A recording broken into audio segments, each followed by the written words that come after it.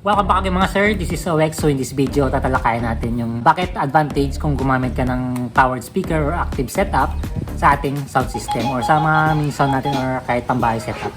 Kahit ako nga mas prefer ko ngayon na gumamit na lang ng powered setup or active setup compare sa traditional na passive setup na medyo mabusisi or dapat marami ka pang kailangan na connections or gamit para sa pag-setup. So yan yung tatalakayin natin ngayon kung ano nga ba yung mga advantage nito kung gamit tayo ng powered speaker or active setup. So una yung advantage is beginner friendly po siya.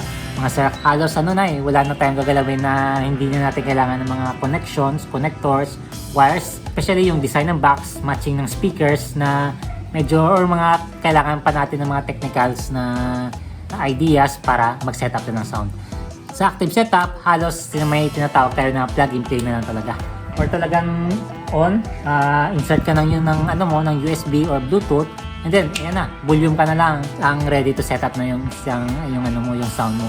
Hindi katulad ng traditional setup na or passive setup na for example, check mo pa yung mga linya kung nakakonect ba, especially kung nililipat-lipat mo yung setup. Kaya mas advantage to kung ginagamit sa PA setup or kung mga nagigig ka or touring, hindi man touring sound. Yung yung mga gig or ginagamit mo sa mga rentals or services. Plug and play na po siya. And then, malilesen nyo rin yung mga connectors na ginagamit natin pag setup nito. Sabihin natin na parang newbie friendly po siya or talagang sanang madaling gamitin compare natin sa passive. So yung pangalawang advantage is malilesen yung mga dala natin, especially kung nagta-travel tayo ng mga gamit. So ito na.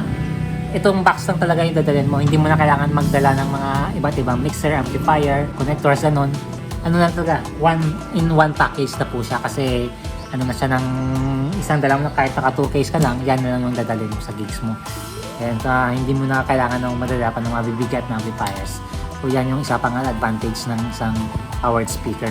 And then next isa yung problema ng karamihan is yung pag-matching ng speakers. Hindi na tayo magpo-problema ng matching ng amplifier sa speakers kasi sa factory pa lang match na po talaga sila or calibrated na yung lakas ng amplifier sa speakers na to. Kaya bihira na lang tayo makaka-experience ng sunog or ng sira ng amplifier. So once na powered setup yung ginagamit natin. Especially yung mga branded or high-end na mga manufacturer ng powered speakers. Mas talaga, bihira ka nang makikita na nasusunog or nasisira yung amplifier. Kasi may tinatawag dyan na may yung amplifiers nila is may headroom po. Malaki yung headroom nila para in case man mag-clipping, may headroom pa tayo na safety pa yung speakers natin kahit kiniklip pa natin. Yan yung napansin ko sa mga mga powered setup na mas bihira ka na talaga masisiraan ng speakers. And then, yung isang advantage pa po is hindi mo na kailangan ng processors kasi tulad dito is meron po siyang digital na signal processing or DSP na tinatawag.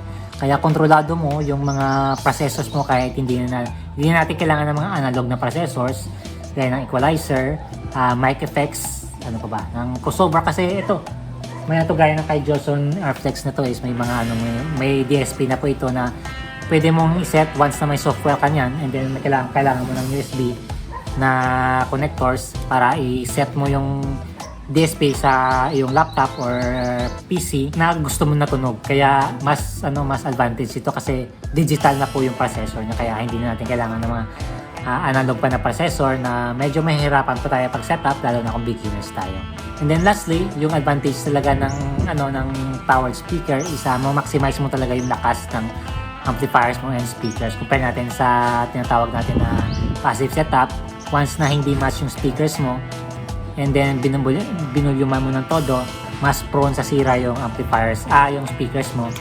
Tulad sa dito mapipigyan mo talaga yung volume na safety pa yung gamit mo or bihira lang masiraan kasi may tinatawag na itong safety features sa amplifiers natin. And then napakinggan ko mas malakas talaga tumunog yung mga latest na mga powered speaker compare natin sa passive. Sa passive kasi medyo ngayon is nabibitinan ako sa mga tunog. And then mas maganda pa dyan, it is kahit that response lang is mas maganda na yung tunog ng speakers natin compare natin sa passive na kailangan pa talaga ng EQ para pagandahin na ng tunog. Yung lang talaga, yung disadvantage lang talaga ng powered setup is kung outdoor mo siya gagamitin, kailangan mo talaga ng mga covers and then mga safety na para hindi sa mga for example, hindi kasi ito IP65 na rating is kung konting basa lang to yung likod niya. Yung box is waterproof pero yung amplifier is ano po yan, mababasa po yan, delikado. Pero ano rin parang nawawala rin yung feature na waterproof kasi mababasa rin kasi ang delikado pa rin yung ampli niya. And then syempre kailangan rin natin ng mga mahahabang extension wires and XLR cords once na gumamit tayo ng active set. And then syempre sa pricing rin medyo mas mahal na yung mga high-end na brands na mga powered speaker. So ayan mga sir, hope you like our video for today and see you in the next video mga sir.